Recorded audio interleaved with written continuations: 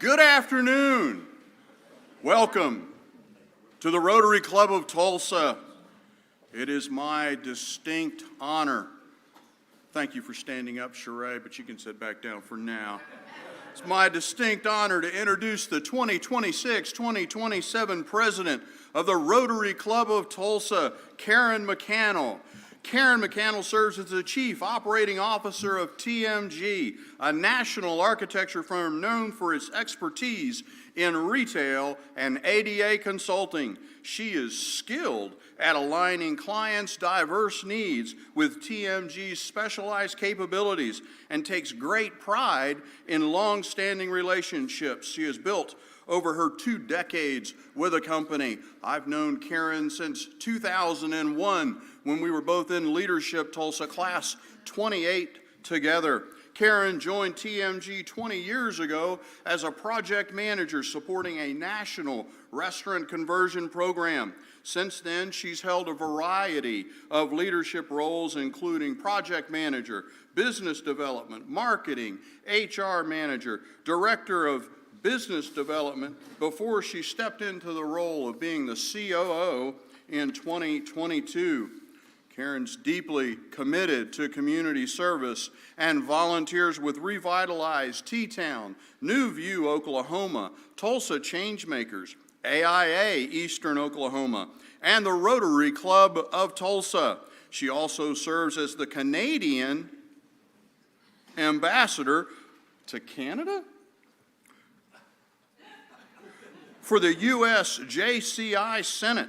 In addition, Karen is the Government Affairs Chair for Oklahoma ICSC, an international organization to advancing marketplaces, places where people shop, dine, work, play, and gather.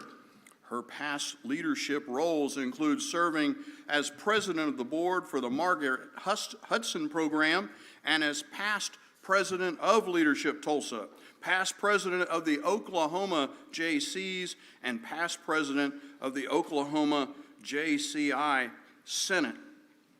Karen, I would say you are eminently qualified for this position. Karen, the membership of the Rotary Club of Tulsa has elected you to serve as the president for the 2026-27 Rotary year. Your fellow Rotarians have expressed their confidence in your qualifications, leadership, and dedication to Rotary values. They believe in your ability to carry out the responsibilities of this role and to uphold the proud legacy of leadership that our club has maintained locally, throughout the district, and within the Rotary world. It is with great honor that I now administer the oath of office. Please repeat after me. I, your name. I, Karen McCannell, do affirm that I will faithfully execute do affirm that I will faithfully execute the office of President of the Rotary Club of Tulsa, the office of President of the Rotary Club of Tulsa, and that I will, to the best of my ability, give support and assistance to the district governor and to Rotary International, and that I will uphold the Constitution and bylaws of the Rotary Club of Tulsa.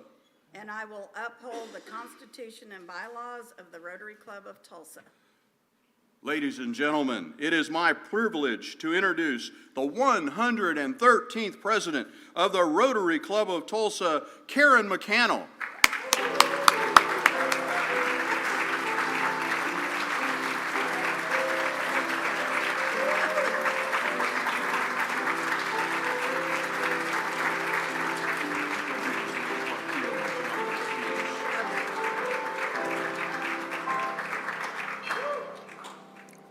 Karen, it is my honor to present you with your president's lapel pin and pass the gavel to you as a symbol of your leadership and service to our club.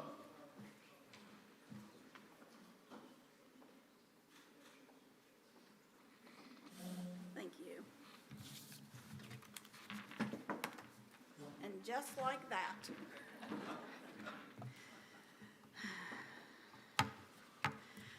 Today, July 1st, marks Canada Day, and since in my intro, I was born in Canada many, many moons ago, but today I extend my warmest wishes to my family, to my friends, to fellow Rotarians across Canada and around the world. Today, Canada is a baby. They celebrate their 159th birthday. This is their anniversary, 159. So happy Canada Day.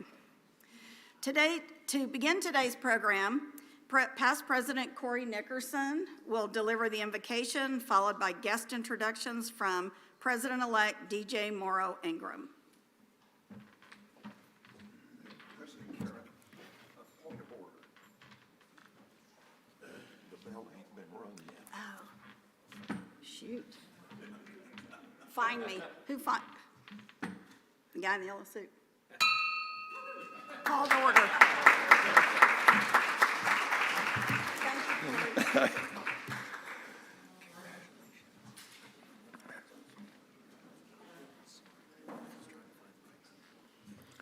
Let's pray. Lord, our Creator, we come to you this day. We're approaching the 250th anniversary of our Declaration of Independence. The important words, we hold these truths to be self-evident, that all men are created equal, are such a powerful statement. And yet, Lord, we're aware that those words, drafted at a time when they just didn't match up with the reality of the world. And Lord, we're still fighting that battle for equality in many arenas. And so we ask that you help us to reconnect with that statement in everything that we do. We're beginning the new Rotary year, and our Rotary president has asked us to create lasting impact.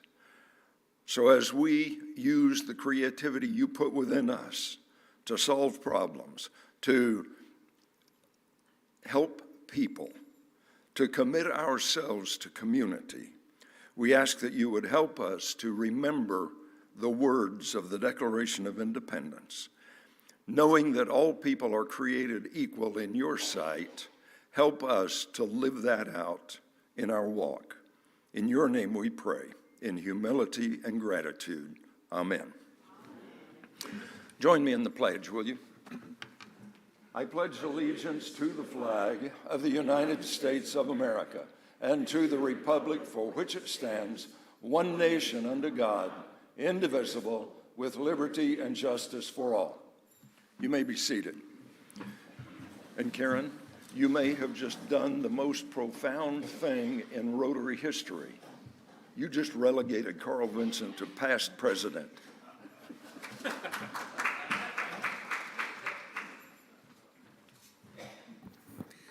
Good afternoon.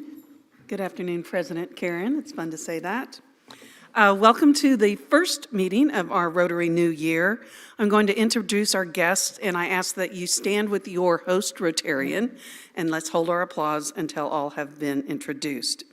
Our speaker today has three guests from OESC: David Crow, Ryan Davis, and Sheila Babb. And please stay standing.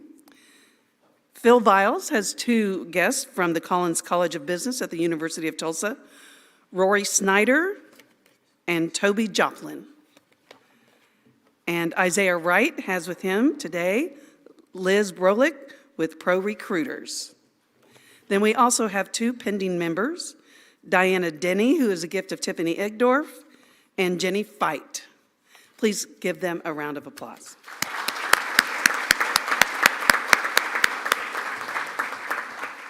We also have a visiting Rotarian today from Broken Arrow, Steve Barnes. Hi, Steve. Please come back and see us soon. Thank you.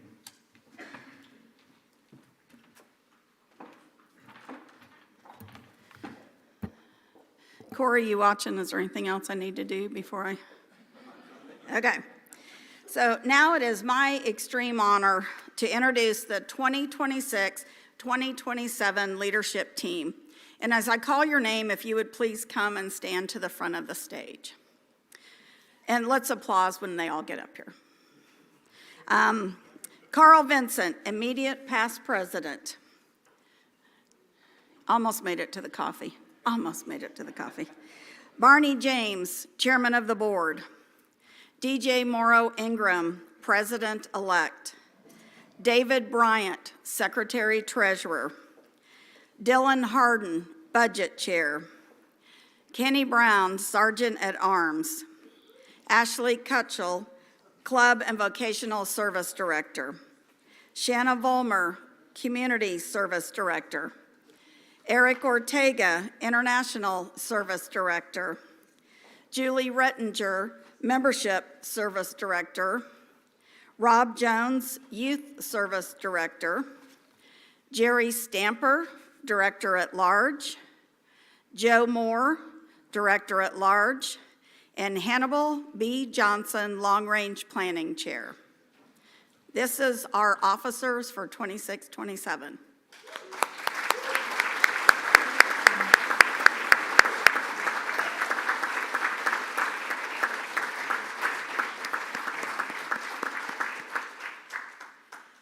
So now I'm going to read them. Don't leave, don't go anywhere yet.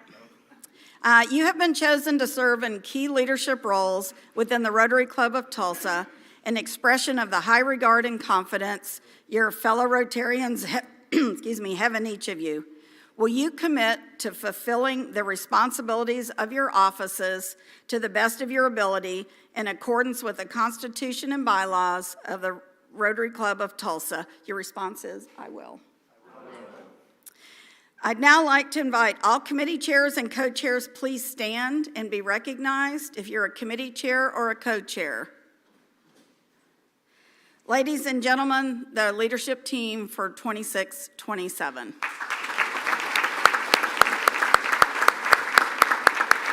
Thank you. Kenny, can I see you up here, please?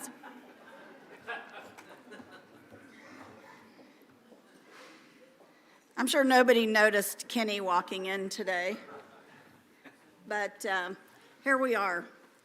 So the day that I got introduced as the president-elect nominee, I was meandering back to my table, and this man grabbed me by the arm and said, "Is your sergeant-at-arms going to wear a yellow tuxedo?" And I looked him right in the eye, and I said, "Do you have one?" Honestly, I felt this would be the hardest position for me to fill because I think the work that every sergeant-at-arms has put into it every year is so consuming that it overwhelmed me, the thought of this is going to be the last thing I fill. I didn't fill it before I got to my seat. But so Kenny and I had lunch, and what were your thoughts, Kenny? Decline. And No. our second lunch was...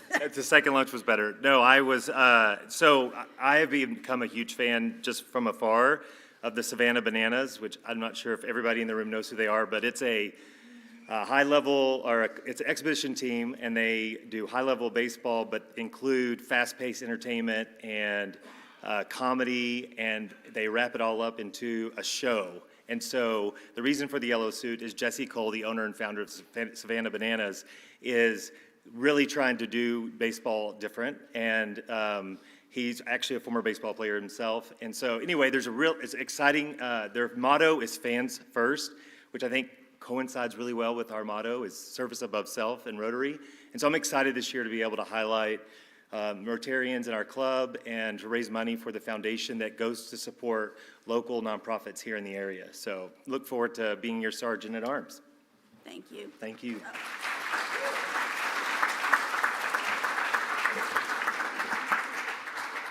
Yeah, so when I got the picture of the suit, I was pretty excited. So I have been a Savannah Banana fan for many years, way before most people even really knew they were out there. I started on LinkedIn following Jesse Cole, their owner, because he's such a motivational person, and his Find Your Yellow Tux and Fans First, they have such good business information and guides in them. I started following one of the players. Before he was a player, he was doing an MLB tour and rating food. So during COVID, I was following him on TikTok. He's now Jackson Olsen with the Savannah Bananas. But my first game, which I'm kind of bittersweet, Seth Disler has just accepted a job with the Kansas City Monarchs. And that was my first banana game, was the Monarchs versus the Bananas in May of 2022. So we will miss you, Seth, but near and dear to my heart, the Monarchs. So I'm honored and very excited, and not gonna lie, I'm a little sweaty. Barney, I have bonsai hair up here. I need to get a fan. The lights are more than I was prepared for, but I'm the 113th president. I'm going to call that a lucky number. And throughout the year, I'm going to be sharing information, month of July, about our different officers and why I chose them. But today, I want to take you on a little trip with me to Taiwan, to Taipei, for the Rotary International Convention.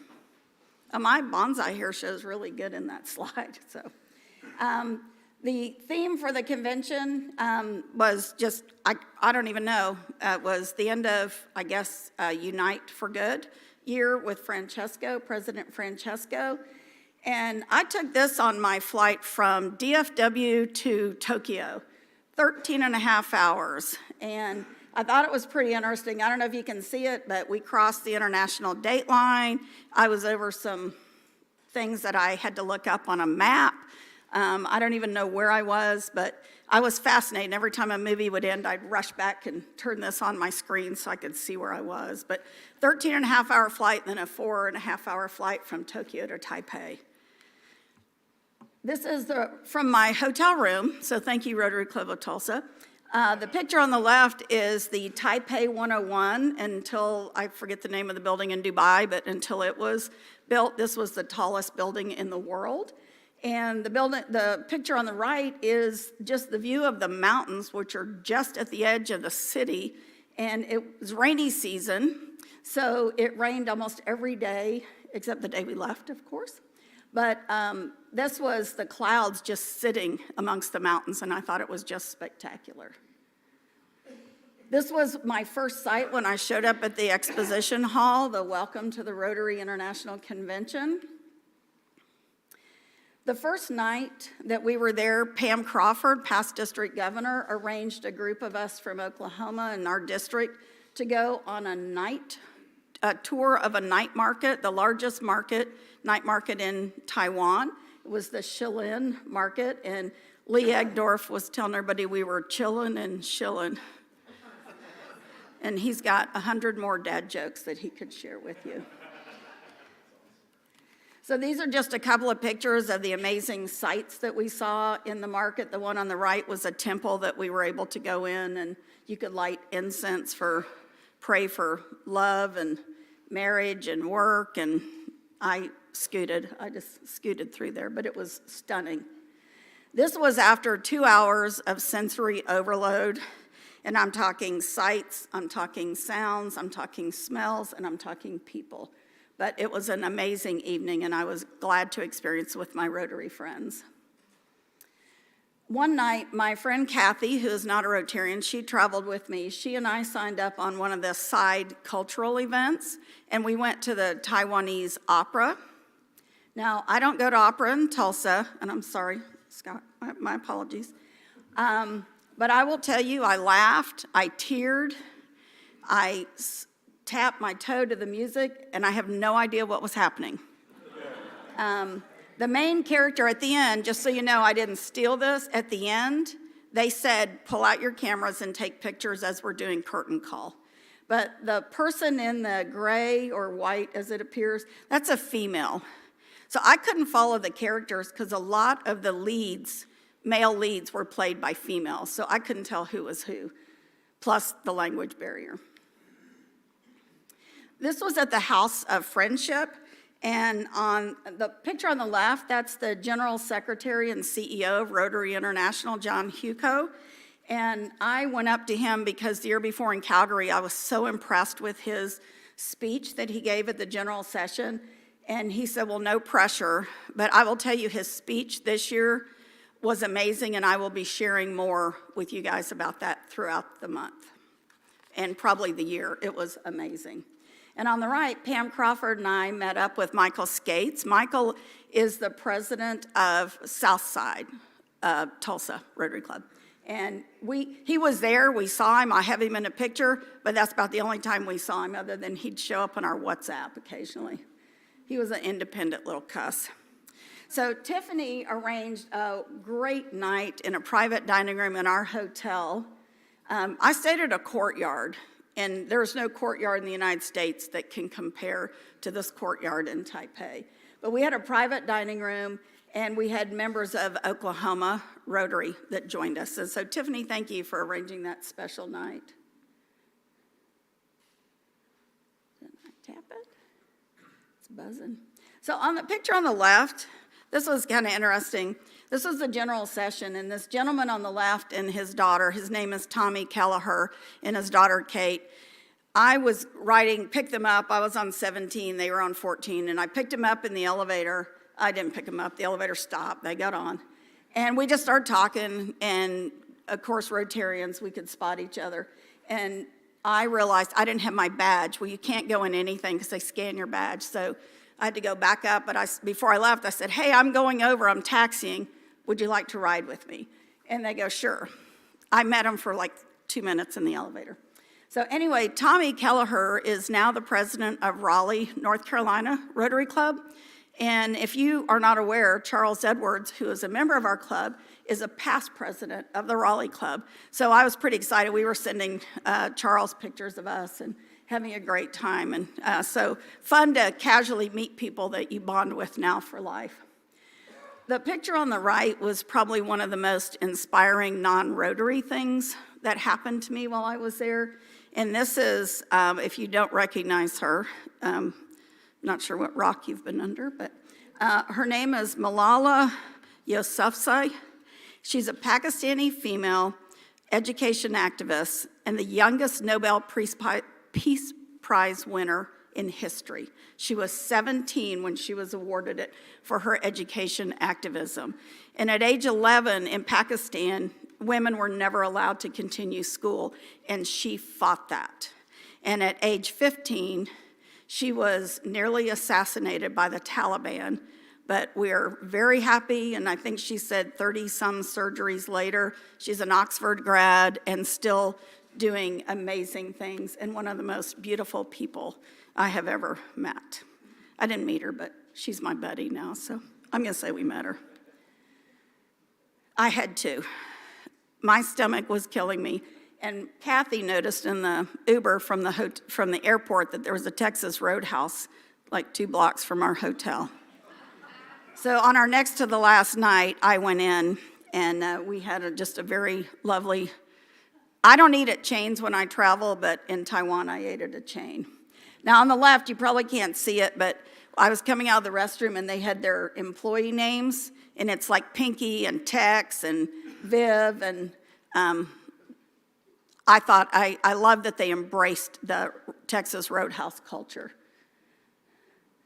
This was, I signed up for the Meet the Presidents, and also following that was the President-elect Luncheon, which was an add-on. But at the Meet the Presidents, President Francesco interviewed President Yinka, who is my president, our president this year, and then President-elect Larry Lunsford, who will be president next year. And I have so many nuggets of wisdom that they shared with me that I can't wait to share with all of you. On the right is my buddy, Lance McDaniel from Oklahoma City. He's current president now. And this is our president-elect, Larry Lunsford, and his beautiful wife, Jill.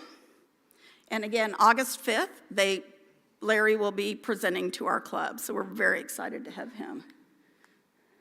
This is President Yinka and his beautiful wife, Preba. So we did a lot. I was very excited with the amount of things that we did as a group, because most of us stayed in the same hotel, which was amazing, I think. Last year in Calgary, we were all spread out, but we still met up with people, and I appreciate those opportunities. But Laura Garrett's daughter-in-law-to-be, Brandy, who's the one in the yellow dress, blue jacket, arranged a really nice dinner for us at an Italian restaurant in Taipei 101 for our last meal. Not our last meal, but our last full meal together as a Rotary community.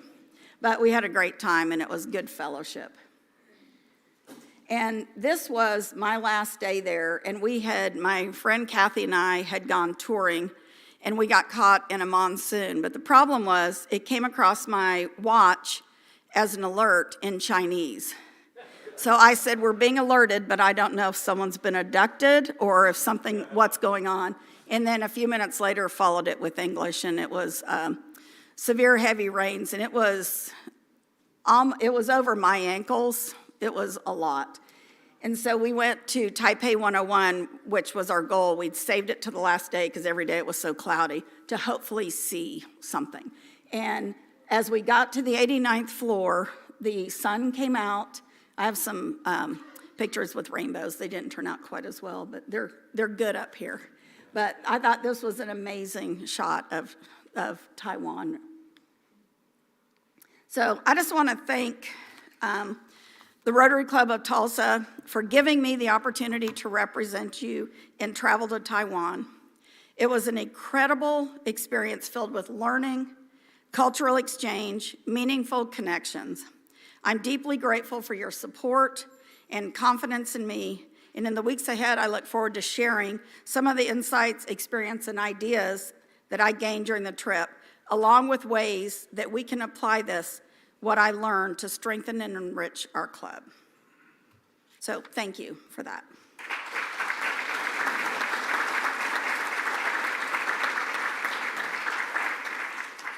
So our guest speaker today is Trey Rahill, and Trey has responsibility for all workforce development operations in the state since joining Governor Stitt's team of advisors in November of 2025. He also serves as Chief Executive Officer of OESC, where he oversees day-to-day operations and implements strategic modernization efforts statewide. Prior to his time at OESC, Rahill spent most of his career in operations leadership in the private sector. Trey is passionate about continuous improvement, sustainable private-public infrastructure, and collaborative service delivery.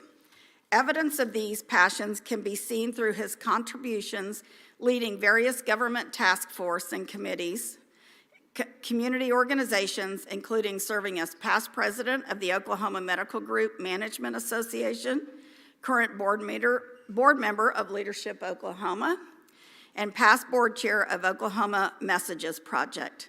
Please welcome Trey Rahill.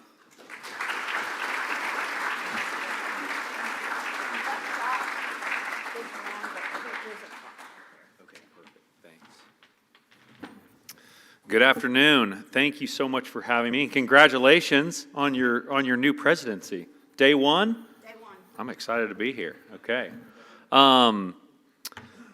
Raise your hand just to get a feel for the audience real quick. How many of you in here represent business industries, chambers, economic development? Okay.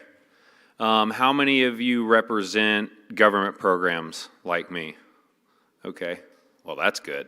How many of you represent education, higher ed, career tech training? Okay, so mostly business. All right. I'm going to talk to you today about our workforce system in Oklahoma and what we've been doing over the last few years to transform it. Oh, thank you. And I'm going to try to go through this with some pace so that leaves us a little bit more time for questions. There's not a lot in here about OESC specifically, which is the day job. I work at the Oklahoma Employment Security Commission, and we're the state's workforce agency. We do employment services, reemployment, unemployment, veteran services, things like that. As such, we kind of sit in the center of the state's workforce system, but the workforce system is very, very large and includes a lot of organizations. So most of today is about the workforce system. If you have questions at the end, anything you want to hear about OESC, feel free, but we'll go ahead and get into it here. Okay. Does anyone have a guess what this number 30,000 represents? No, sir. What was the guess over here? New jobs. Good guess. No, sir. Unfilled jobs. Close. Yeah. This is the number of job openings that we have over the number of people that we have to fill them. Some of what we're going to be talking about today is a systematic approach to closing our workforce gaps, but being very deliberate about doing that in the direction of the industries that the state most should invest in growing. So a number like that is not an overnight fix. It isn't one agency's job probably to take care of that by next year. It's really a system-level solution that we would need to implement to make ground on something that substantial. So as we get in here, transformation, if you've heard workforce the last few years, it's become quite the buzzword. People say, well, what is workforce, and what is workforce development, and what does workforce transformation mean?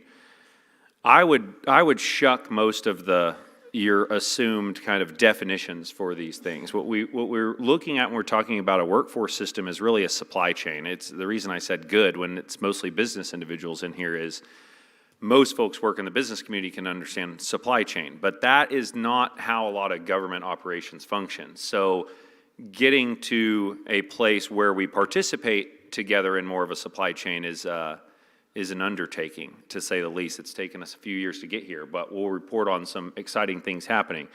The supply chain has, well, we'll just look at this slide first, obviously. There's several metrics that we could use to measure this system, this delivery system, this supply chain.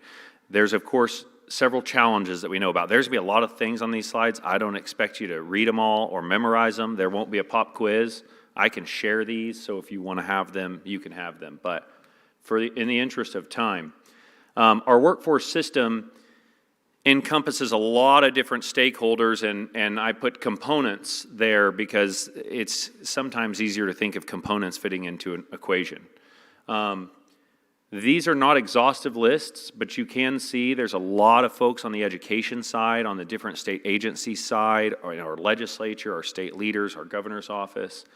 The components being private industry, chambers, economic development organizations, community organizations. There's a lot of folks that do something in their mission to try and positively affect workforce outcomes. They're either training and developing people for workforce, they're working more on the economy side, trying to care and feed existing businesses or attract new businesses. But if you have had ever in your past, which I'm sure is nobody in here, but if you've ever had to challenge finding the workforce that you need, you may have efforted those hiring practices and gone to certain groups and said, hey, we need this help, we are looking for staff, and the answer may have been like, well, we really don't do that, or we do that, but we only do this really specific kind of rigid program side of it. If you want the other things that exist in this bucket, you're going to have to go over there and talk to them, and then you may have to call someone over here at this other place. And it's for a long time been a very fragmented system, which makes coordination difficult and customer success more challenging. So the supply chain, which our workforce system should be, the ultimate outcome of that is that businesses get the people that they need and people get the jobs that they need. So when we talk about consumers of our workforce system, our number one most important stakeholder is business. That is sometimes controversial for people to hear. We talk to education groups and we say, you have a responsibility to be teaching employable skills and leaning in on job readiness for the people going through your classrooms. And there's sometimes kind of I don't know that that's how we feel as educators, and it's fine. It may not be your primary reason for getting into the profession, but how many kids sitting in our classrooms across the state won't need a job? We have to be working across agency lines to figure out what do those ultimate outcomes look like and how do we get to those most effectively. This is the same slide, but highlighting those that are the most significant developers, those significant producers of workforce. it's pretty common that people think about workforce pipelines as coming primarily from K-12, career tech, higher ed. Those are the folks educating and training people. We don't often look at military as a workforce pipeline. Though people coming out of the military have skills that you really can't get anywhere else in a lot of cases.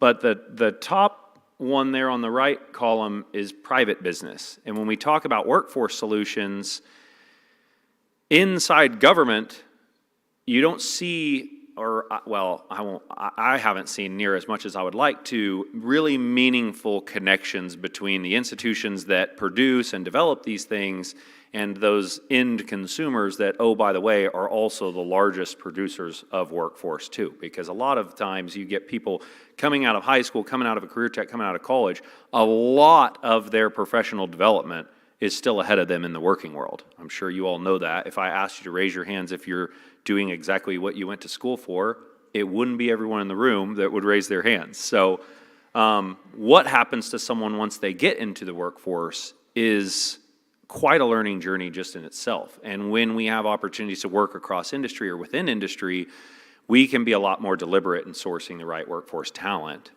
So it's not just the schools, it's obviously not just business by itself, it is meant to be a collaborative delivery system, which is why we refer to it lovingly as a supply chain.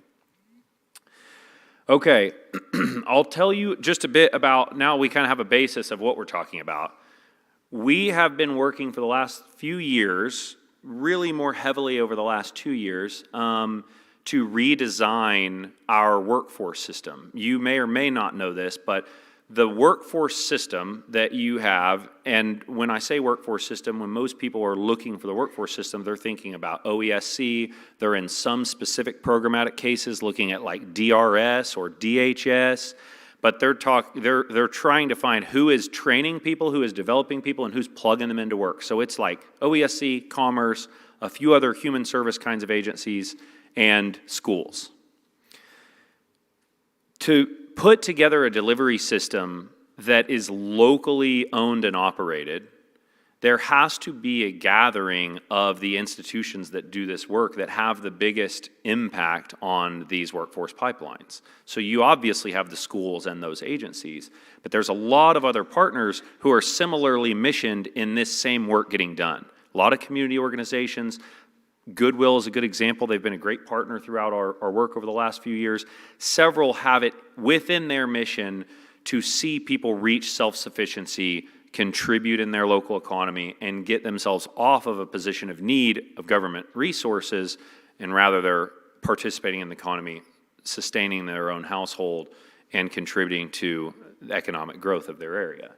We have visioned that for quite a while by working closely with industry, but getting a lot of these agencies that have forever existed across different cabinets and with different goals and with different overarching missions to participate in a workforce system is a little out of school, because we may talk to some groups and they say, we're really not a workforce agency. And we're like, well, yeah, you are.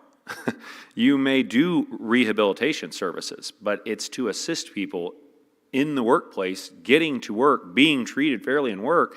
It's not doing a service for a service's sake. There are outcomes that if we rely on a public workforce system, and I'll pick on OESC for a minute, these publicly funded institutions, their success is most often determined by compliance, grant compliance. OESC is completely funded by federal grants. You may or may not know that. We receive 0 state appropriations at OESC.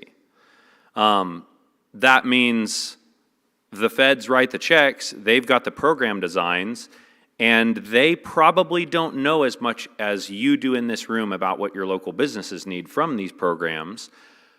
So continuing to operate these programs in a silo would look a whole lot like charging ahead toward grant compliance. The risk of that is not just that service doesn't get where it needs to go, but it is also true that if those grants start getting canceled, the capacity of your local workforce system is going away every time some part of that goes away, which is a real challenge that you wouldn't want to be reliant on in a time that things that weren't delivering a great ROI were getting scrutinized more heavily. There's a lot of programs that we've had visibility to or responsibility for in our agency, and we say, these are trash. If anyone smart ever looked under the hood of this, it's getting canceled. And we said that 3.5 years ago, and last year we had 5 grants canceled effective immediately. The next day, we didn't have that grant anymore. So as these things are scrutinized, they're either going to be really negatively impactful to our ability to meet the needs of our communities, or we're ahead of that kind of turmoil by planning together with partners where some of that funding goes away. It's fine because there are other institutions that participate in delivering those outcomes, and they have funding and they have resources and they can participate and make this more of a fulsome system for their local people and their local businesses. So in trying to redesign ourselves across agency lines to really facilitate that teamwork, we did sprint sessions throughout 2025, and we had, this is also not an exhaustive list, but in the bottom of the slide you see a number of organizations that were participating, and this wasn't like some passive government task force that meets every month or two, and we're really not sure what we're supposed to be doing, and hopefully we'll be able to generate a report and we'll say, look, we did something. This was a very intense session in person every Monday for 2 hours across at least 20 organizations. Some of the time we had 115 people in the room. And we redesigned across partners, across agency lines, everything from common intake systems to co-locating offices, to data sharing, to reorganizing our programs where someone comes in for a certain type of benefit program. If they are a perfect fit for something that we have under case management on the job side, we might say, well, we probably could assist you with unemployment, or we could assist you with one of these other benefits. That may take 6 weeks, that may take 8 weeks, but we could get you a job tomorrow and you'll make more money. So just kind of reframing the way that so many folks access those services by being more communicative about what is available to them through these agencies was a big part of our work. We did that on purpose so that we could do a better job of telling you, hey, this is what we do and this is how we serve your areas. So through those sprint sessions, we got a lot of partnership and a lot of documentation around, well, what would we build if it was up to us?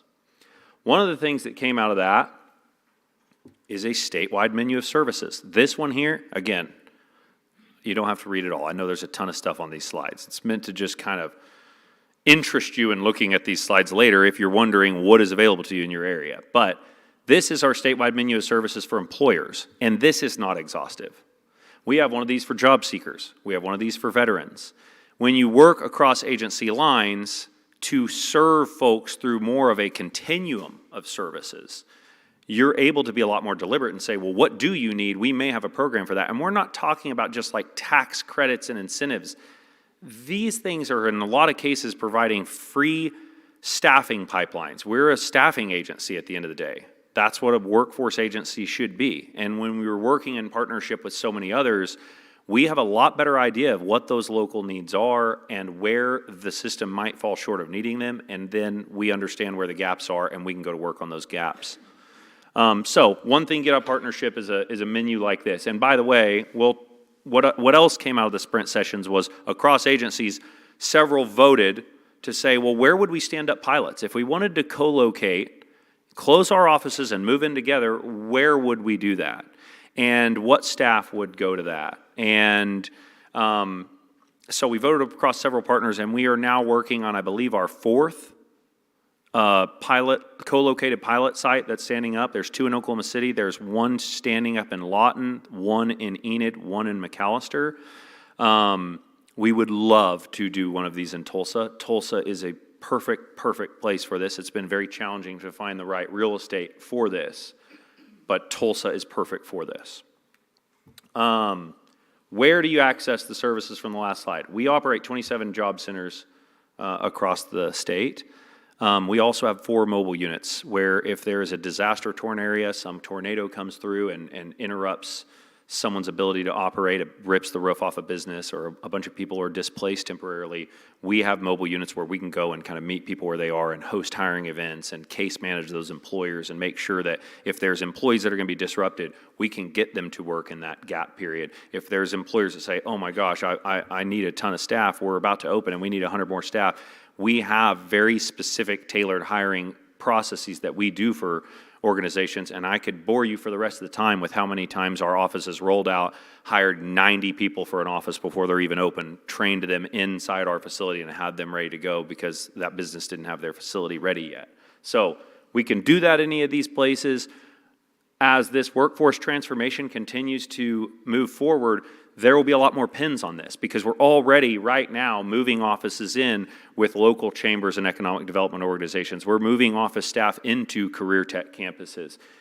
So this is also probably not accurate now, but there should be a lot more pins in that. Not that we'd be paying senselessly for more bricks and mortar, but if there is a naturally aligned partner like a career tech right down the street, well, maybe we'll just bunk up with them.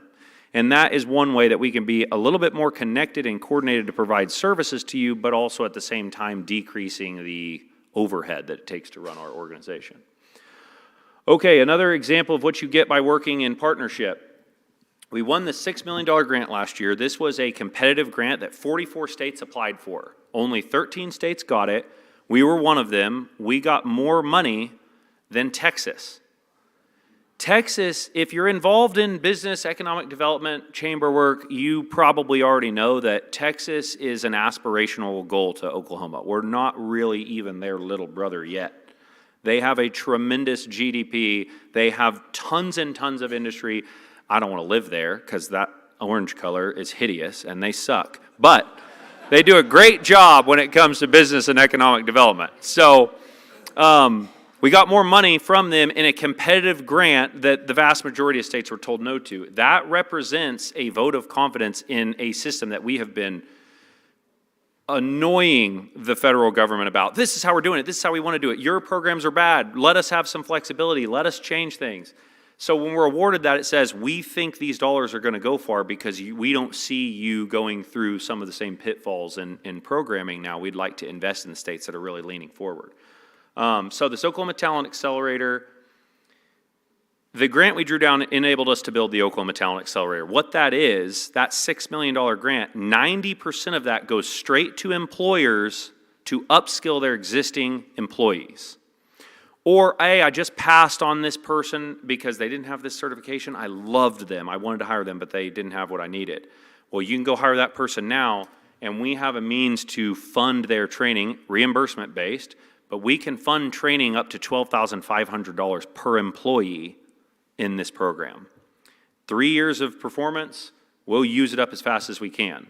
This one in particular is focused on aerospace and defense, advanced manufacturing, and AI infrastructure. But as we work closer with businesses and we find out what those local needs are, we may be able to go pull down 10 more of these grants if there are industries that we want to invest in that we can't reach through this new portal. But that's just an example. You do it across agency lines and all of a sudden your application looks a lot different than most states. I can tell you right now, putting 20 of those partners across private and public organizations together on a grant application, there's not a lot of philanthropic groups, there's not a lot of community organizations, there's not a lot of federal agencies that are seeing grant applications like that. It is an opportunity to set ourselves apart. Now, if you've heard about workforce transformation and you've heard some people say, it's a bad idea. They could be talking about something that is probably not disruptive to the point that any of you would know because we're reforming a part of our system today that serves a very, very, very small subset and thus is not serving very well. On the left side of this chart, you see the breakdown. The orange is the dollars within this one grant that goes to training individuals for work, which, by the way, is the only purpose of the grant. The 60% is overhead. On the right, the transformed model is 80-20, and to be honest, I'm pretty sure that's conservative. The reason that it's a little controversial is there are people that work in government-funded capacities today that this would displace in hopes that we could pull those dollars into direct training, get more people to work, get more people trained for work. So it's a very, very small part of our workforce transformation. Obviously, there's a lot of dollars there. It's probably between $6 and $10 million a year in a $20 million grant that would go from admin straight to service delivery. So it's a big delta. but it's, we have to rely on the feds to approve our waivers that we've submitted, and we're waiting to hear back on that. If they don't approve it, it's fine. We'll keep having those layers to our infrastructure, but the rest of the workforce transformation work is not really impacted by that. Okay, I tried to go fast, so there would be a little time. Hopefully, there's time for some questions. I didn't dive in real deep on any of that. It's meant to be, here's what's happening across workforce institutions in our state, and would love to know if you'd like to hear any more, or if I didn't cover something that you expected me to. Yes, sir? Do you have any projections on how long it might take to bridge that 30,000 job gap? Great question. 5-year term or a 2-year term? What do you think? Great question. So the question, in case y'all didn't hear, how long does it take? Do we have projections of how long it's going to take to fill that, to bridge that gap, the 30,000 worker gap? I don't have a great projection, to be honest. I have a projection for the system operating more optimally to where you could pursue gaps with short-term trainings and fill gaps very specifically based on industry engagement. Like we're putting things in place right now, new apprenticeship tracks and whatnot, where businesses say, we need to hire 100 people over the next year. What are we going to do? And we say, well, help us build a program, and you wouldn't get guaranteed everyone that came out of it, but if you're helping us and you're taking them in as apprentices or whatever, you're going to have first right of refusal because they're already working under your roof. So there's way we can be very specific and deliberate with program designs that would be on an individual industry or company basis. I think the projection that probably matters most to make ground on that 30,000 would be, how long will it be before the things I just presented about are really humming with a level of expectation that you could say, well, we'll just go to the office with all of our questions or all of our wants and we'll get it. And I'll bet you we're between 1 and 2 years away. I think 2 years from now, if what I just presented on isn't humming, they should shoot me or a lot of other people that are involved in building it. Yes, sir? I'd like to ask 2 questions. First, what motivated you to leave the private sector and go into state government? And secondly, Can you see the blood on my head of me asking myself the same question? how do you interface with the Commerce Department in recruiting companies to come to Oklahoma and/or companies to increase their footprint? Yeah, great question. So what inspired me to leave the private sector and come to government? When I first got the recruitment call, I said, no, thank you. I don't want to work for the government. And then it just kind of itched at me. Like, well, I've always worked in service jobs. I've always wanted to give back. I was very involved, in community organizations. So I thought, well, maybe this is an opportunity to do something. And so that's really where the motivation was. I don't know that I'm going to want that same motivation 20 years from now. I probably not. I'll go back to the private sector, I assume, but that's the reason. And then how do we interface with commerce and maybe even others that do the kind of business recruitment, care and feeding of existing business to make sure that what we're working on is a tool for them in their toolbox? That has historically also been fragmented. We're much better about that now. There's sometimes I'll be in contact with a company and reach out to commerce and say, let's sit down. They're wanting to come here, and I just had the relationship with them, and so sometimes it's that way. Sometimes they're bringing me in. If I'm being 100% honest, the coolest thing I think about workforce transformation is these institutions that really participate to put the system together for you to have use of should be locally owned and operated. So if you have a Chamber of Commerce here in Tulsa, economic development groups here in Tulsa, your career techs, your higher ed institutions, if we were convening those folks on a normal basis, you would ensure that gaps don't happen in that conversation. And then when they need data, economic development, I was just having a conversation with Daniel Regan over the Airport Trust yesterday about we have all these tenants on our airport and they come to need these things, and we sometimes don't know what to tell them. And we're like, well, that just means we need to be working closer together. So I think the partnership you have to be really intentional about, and there has to be regularity in that. It's a relationship game.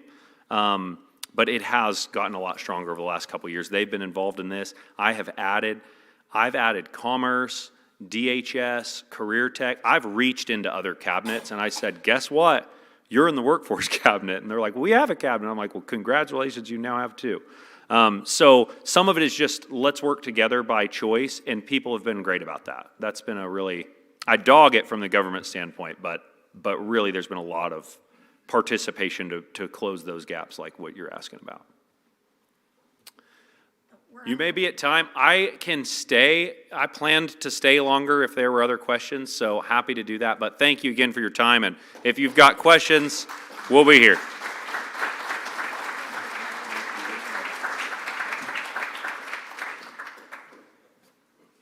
He's got to finish his lunch, so he'll be here for a few minutes. But one thing, I picked up a lot of things from what you had to say, but Past President Carl, you might want to hand him his business card. He's looking for Tulsa property. I did pick up on that. Yeah, we do need help. We're struggling on the So thank you very much, and thank you, Rob, for arranging him as our first speaker for the year. A book honoring today's program will be donated to Celia Clinton, our partner in education, and we'll have you sign this, and it will be donated to them. Worked hard on that, and it's a spider. Very cute. Our upcoming programs, on July 8th, we have Courtney Cowley. On July 15th, our very own Roger Ramsayer. On July 22nd, Coach Barry Henson. We'd like to take a moment to thank all of our Rotary sponsors for your continued support of the Rotary Club of Tulsa. Your advertising dollars help us to strengthen our programs and make it possible for our club to thrive. We truly appreciate your partnership in keeping Rotary strong. And one thing I'd like to add in closing is that we're excited to bring back the 5th Wednesday meetings, something we have not done since before COVID. This year, whenever there's a 5th Wednesday in the month, we'll gather here at the church for a different kind of Rotary experience.